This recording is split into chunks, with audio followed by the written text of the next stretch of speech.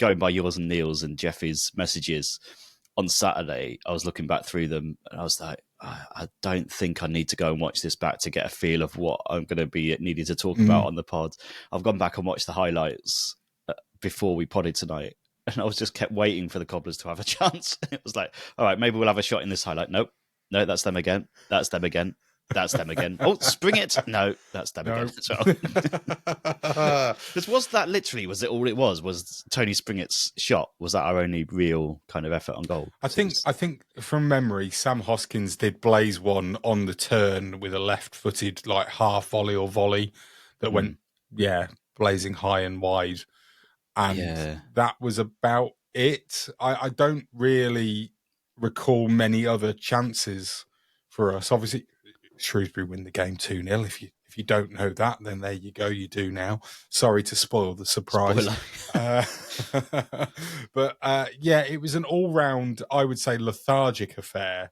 When you, this is the thing, right? Is when you come off the back of that Charlton win, which was just, brilliant all round, really. I mean, I know that there were points when we were not necessarily under the cosh against Charlton, but we were certainly the second best in terms of possession in the second half up until they're sending off, really. But, when you've come off a victory like that was such a high, to then go into this and what we ended up witnessing was just very, very almost back down to earth. Yeah, and we've had them sort of scattered through the season as well, haven't we? There's this kind of game where we've come off the back of a really good result and we've come into the next game and just not really showed up and been a bit tired. Like, Port Vale potentially was one of them games, the first half at Bolton, the derby completely we didn't turn up in that game at all. And then Stevenage, obviously, on Boxing Day as well, which I get the feeling this was a similar kind of thing to Stevenage, where it was more, a lot down to the opposition as well. So we've got to give Shrewsbury their props as well, because they've come in and obviously got that new manager bounce that everyone talks about. It's a bit of a cliche, but we kind of expected it. And after Tuesday night, I kind of got a little bit of an inkling about, is this going to be one of these again? And we have, to be fair to us, responded really well to them throughout the season. So it's just a case of, can we bounce back when we go to the top of the table, Portsmouth, next week? Yes, who hammered us 3-0 earlier in the season. But it sounded like a little bit of a missed opportunity as well, because we've stayed the same distance or ish distance between us and the top six, which obviously we're not really talking about anyway.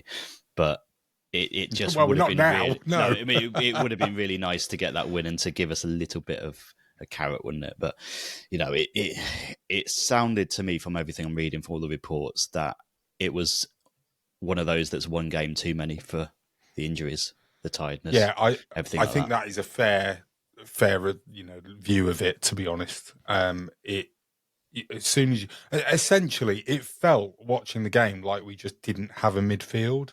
Leonard was essentially having to do everything, and therefore he wasn't effective like he normally is, because essentially he wasn't being allowed to. And I think, I'm going to talk about Will Hondermark now in a way that's going to sound like I'm putting all the blame on him. I'm not necessarily.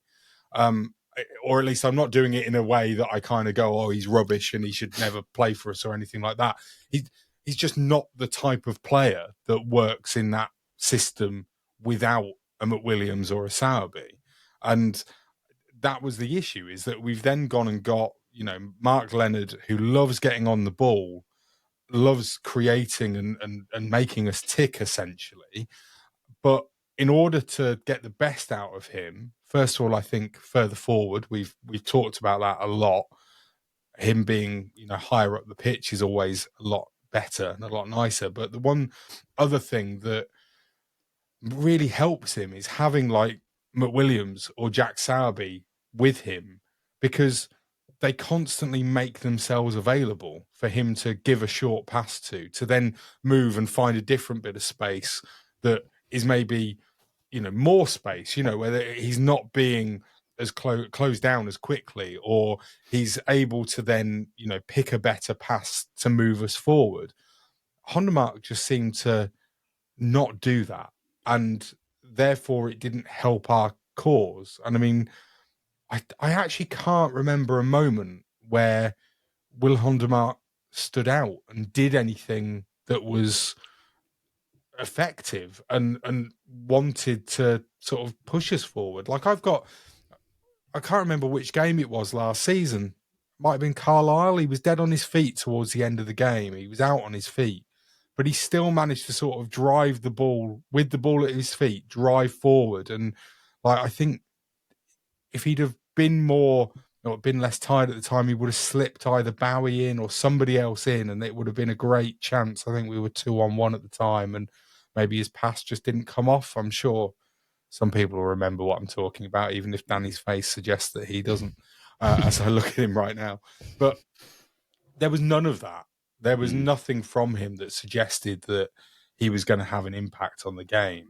And sadly, it just meant that it felt like we were light in, pretty much the part of the pitch that we needed bodies the most. Because, again, as you said, Danny, you've got to give Shrewsbury credit because they came and did an absolute job on us.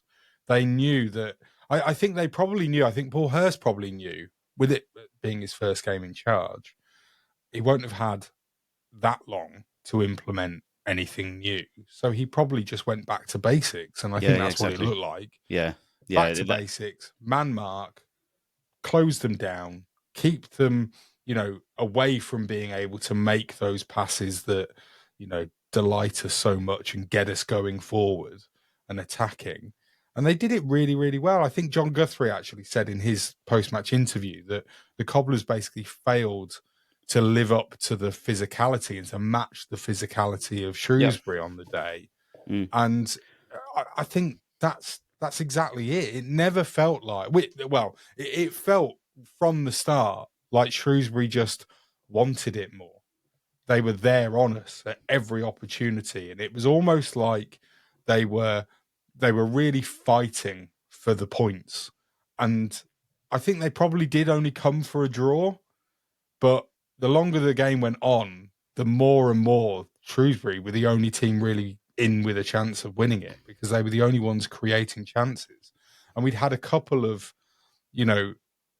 chances that went their way that should have been warning signs, or there were warning signs for me watching the game, because I was thinking, we've not had a shot here yet, or we've not, troubled them whatsoever. And yet they've just managed to go and work a really nicely, well worked chance. And they weren't carving us open necessarily at will, but they were creating the odd chance more than we were, and it was worrying.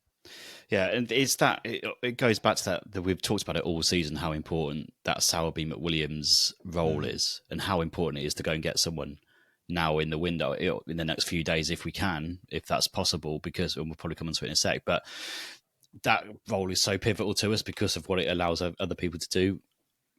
That plus a team coming at us. I mean, we potentially, it sounds weird, but we might have got away with it a little bit more against more of a kind of free-flowing footballing team because, it can allow Hondermark to kind of do the thing that he's good at and get him a bit further forward and stuff and not have to be hugely responsible in that DM position. But when we come up against teams like this, I think of Carlisle in the second half, think of Stevenage for the entire game, physical team who are going to come at us and not stand off. That's the type of team we always struggle against. Even Barrow in the Cup, right? In the FA Cup, that kind of team who are going to come at us and really be physical and really press their game onto us, we struggle against when we lose control of a game or don't have control of a game. And it all comes from that part of the pitch. It's something we need to try and find a solution somehow. If it means a centre-back going in there just to do the dirty work, if that's what it takes, if we can't sign a player, stick a get Manny Monte in there. Manny Monte in there, middle of the but that kind of just tell one of them, Monty or Willis, go in there, stand there, scrap, and be the anchor. Yeah, get Tyler McGlaw in there, for crying out loud. I've been talking about it for months. On one leg.